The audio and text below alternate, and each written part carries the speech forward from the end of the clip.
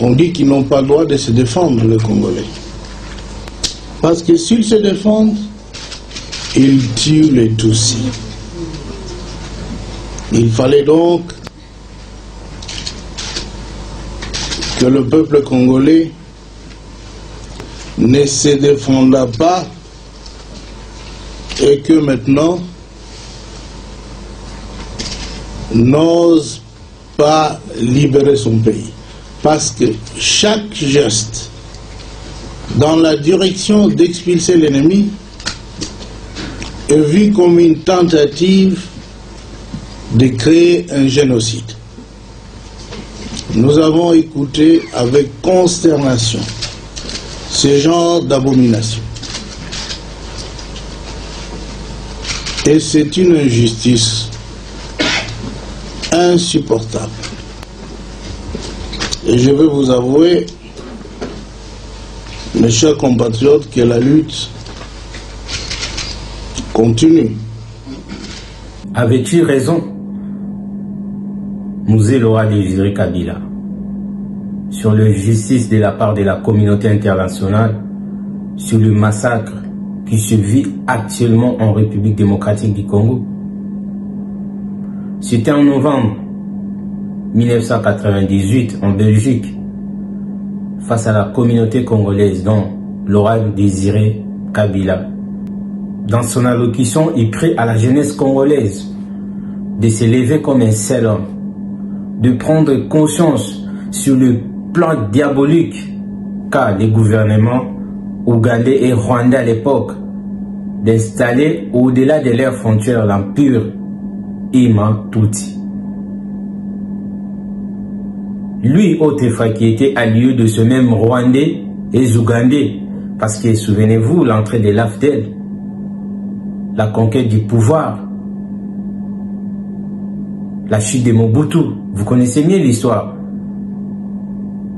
Et comment, un an après la prise du pouvoir, ces mêmes Rwandais et Ougandais se sont tournés contre Musée Laurent Désiré Kabila. Au moment où il s'est senti menacé de son pouvoir, il prit les décisions de chasser les Rwandais dans les sols congolais, souvenez-vous à l'époque. Et c'était la naissance de l'agression à l'est du Congo. D'où il prit la décision de s'attaquer aux agresseurs. Et actuellement, c'est ce que nous vivons. Parce que lui qui était victime à l'époque, agressé par l'armée rwandaise, s'est vu être un agresseur de la part de la communauté internationale. Les Rwandais est réduit à un tribut. Une nation devenue tribu pour la communauté internationale qui doit protéger coûte que coûte. Ils s'en foutent de tout, ils s'en foutent de nos vies, ils s'en foutent de vie de nos frères congolais, ils s'en foutent de nous. Est-ce que doit-on rester muet et regarder comment est-ce que nos terres sont en train de partir, comment est-ce que notre souveraineté est violée et comment est-ce que cette communauté internationale garde silence? Non. Il est temps de prendre conscience.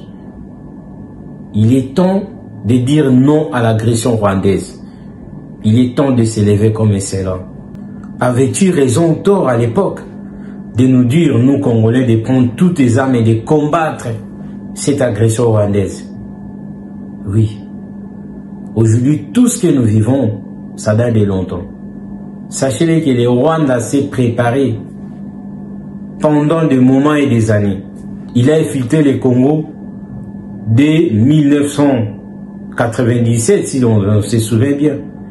Et ça fait plus de 30 ans même, on peut le dire maintenant, que le Rwanda est toujours dans les sols congolais, en train d'agresser, de piller nos ressources, nos richesses naturelles, en train de massacrer, de créer. Et si c'était le peuple congolais qui causait ce genre d'action sur les sols rwandais, on allait parler de génocide.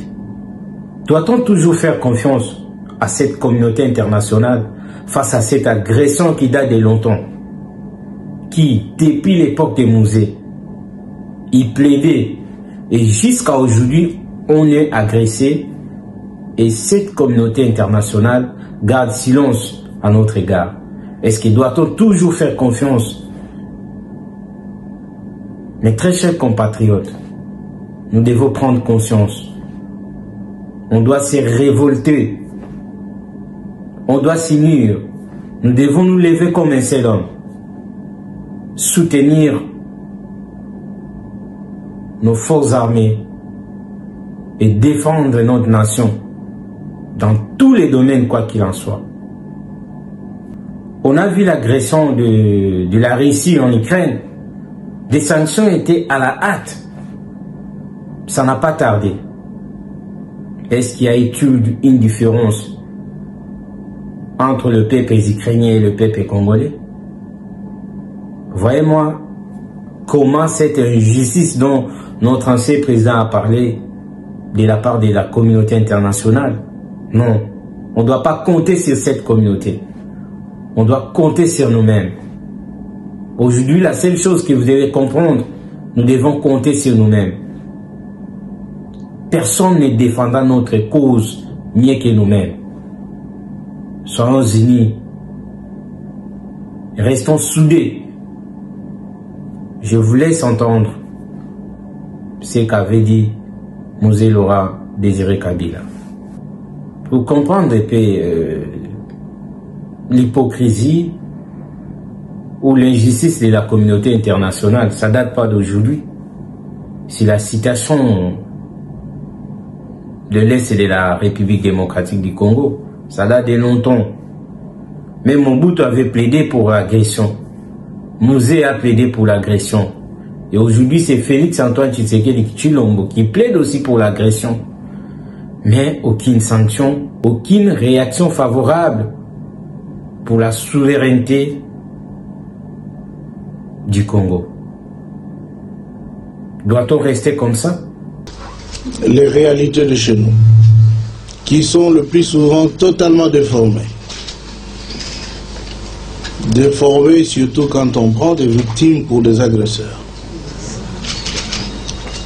Nous avons trouvé dans le milieu que nous avons eu à aborder, à côtoyer, à discuter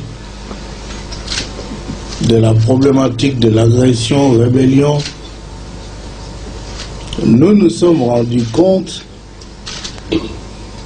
que le peuple congolais était une fois encore absent de préoccupation de ceux qui cherchent le droit humain. Son calvaire ne compte pas du tout. On se soucie des agresseurs, des tueurs, ces sanguinaires que tout le monde connaît. Et on dit,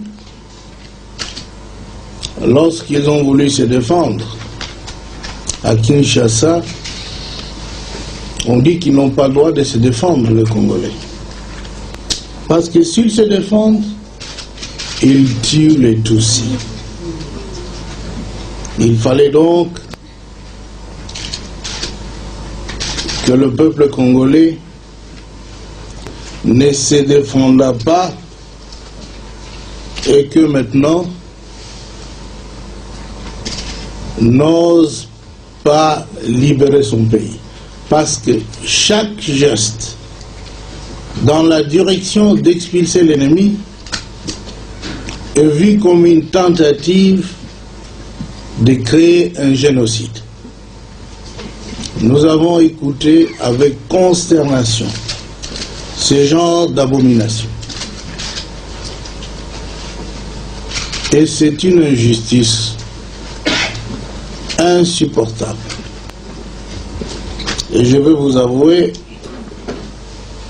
mes chers compatriotes, que la lutte continue et qu'il faudra soutenir, qu'il faut la continuer.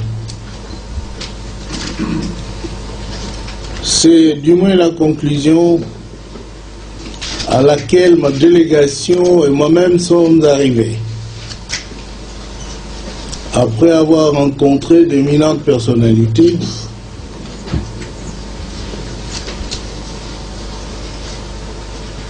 et nous nous sommes laissés dire que le Congo a identifié l'ennemi dans une tribu. Et nous avons dit quelle tribu, naturellement, ils ont parlé de tribu Tutsi. Et comme tout le monde le sait, l'armée rwandaise, burundaise, sont des armées mono-ethniques. Et lorsque l'armée rwandaise est venue chez nous, on a vu une seule ethnie, Tutsi. Alors, si le peuple se défend contre l'agression de Tutsi, armé,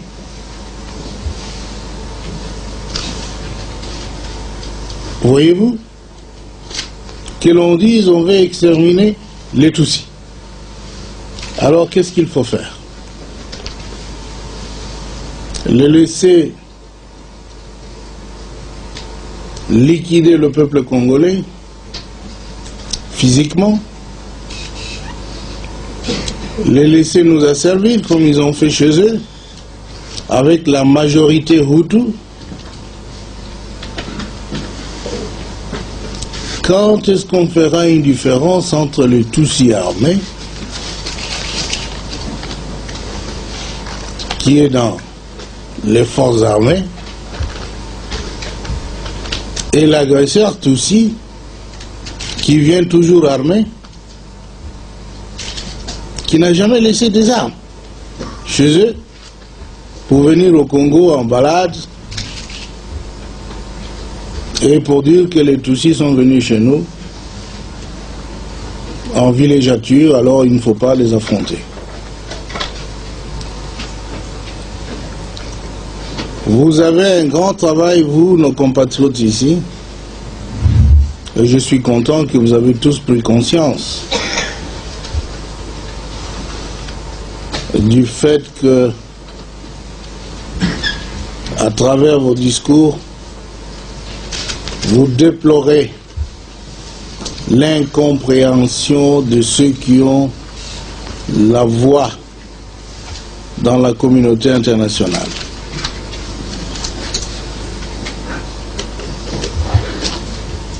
Nous venons de séjourner quelques 48 heures ici. Notre propos était de dire aux autorités belges qu'elles ne doivent pas demeurer passives devant la violation flagrante de la Charte des Nations Unies, devant l'agression que subit notre pays, la menace de la perte de notre souveraineté, de notre indépendance, et que nous avons demandé aux autorités belges de peser de tout leur poids auprès d'autres décideurs de la communauté internationale et en particulier de l'Union européenne afin de faire respecter les droits du peuple congolais, d'exiger le retrait des troupes d'occupation de notre territoire. Nous avons informé à tous ceux que nous avons rencontrés qu'il ne faut pas confondre l'agression venue de l'extérieur et ce qu'ils appellent être la rébellion interne. Tout le monde sait que 3 semaines après que les agresseurs aient lancé leurs troupes contre notre territoire, ces envahisseurs parlaient encore moins de rebelles. Ce n'est qu'après qu'ils se soient rendus compte qu'ils ne peuvent pas renverser le gouvernement légitime du Congo après 3 semaines de résistance, qu'ils ont accouru à une tactique célèbre, vraiment ordinaire dans le monde politique, recruter beaucoup de farfelus un peu partout, et ils ont créé ce que maintenant on s'accorde à appeler une certaine rébellion. Ces gens, tout le monde les connaisse. Nul n'a vu le pauvre Wamba qui était à Dar es Salaam à l'université physiquement affaibli.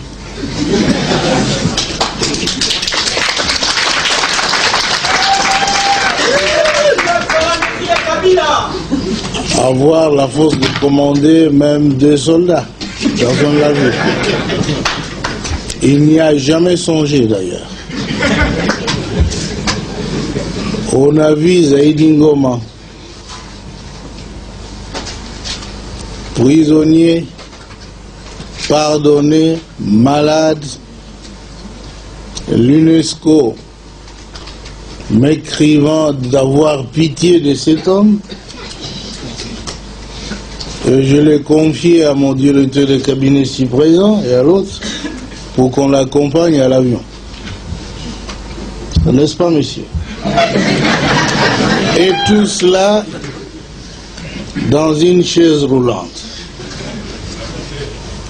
Quelques jours après, ce monsieur est dit être un général, avoir une armée, et je ne pense pas qu'en France on lui a donné une armée.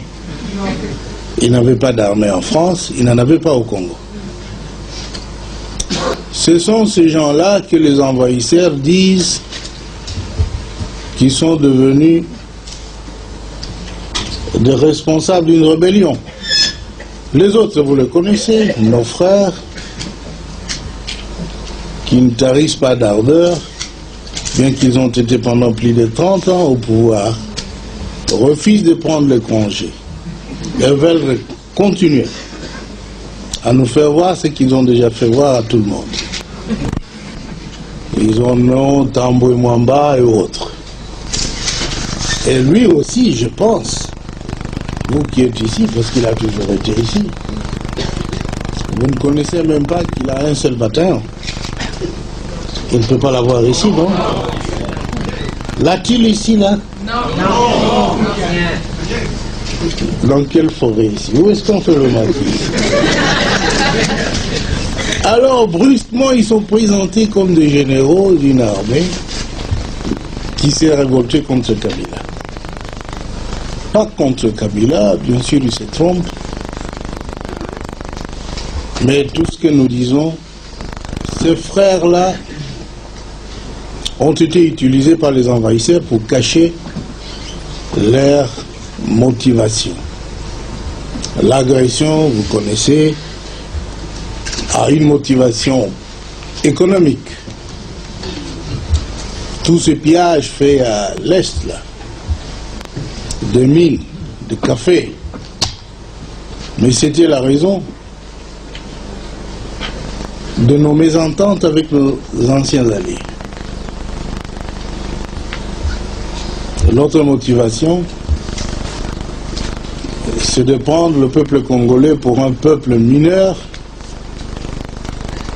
lui dire ce qu'il doit faire. Et Museveni l'avait dit à la délégation des ministres des Affaires étrangères de SADC que le Congo a besoin d'un dirigeant faible. Kabila est trop fort. On lui dit faites ceci, il refuse. Et qu'est-ce qu'on nous disait de faire? De donner à Museveni, à ses frères, des concessions. Parce qu'il s'y trouvait déjà. Je ne sais pas s'ils coopéraient avec les autres, les Mobutistes avant. Ils avaient des concessions. On leur disait maintenant, allez régulariser votre situation au ministère de Mines. Pour eux, c'était là des insultes. Ils avaient droit d'avoir des concessions au Congo. On a dit, monsieur, c'est pas possible. Le droit de frauder les cafés, le bois, la papaye, l'or. Et comme on ne pouvait accepter que ces choses se fassent autrement que par le canal légal établi, c'était une source de mésentente.